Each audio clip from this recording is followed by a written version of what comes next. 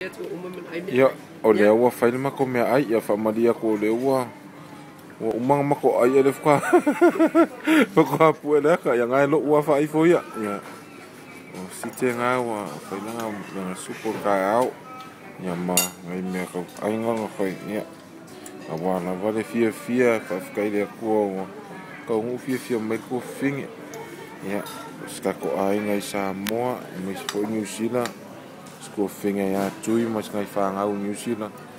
mas fo iskenga us whanga Australia ya mare ko ua fo mare whanga au ya mas fo whamuri apata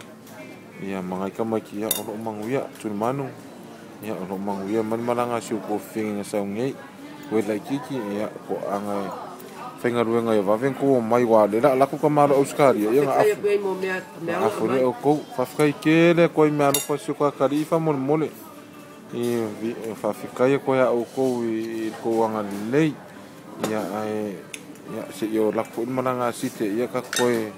palengi hoi la ia lea ia ai alo whakele koe mo o kou ngi kei mio leso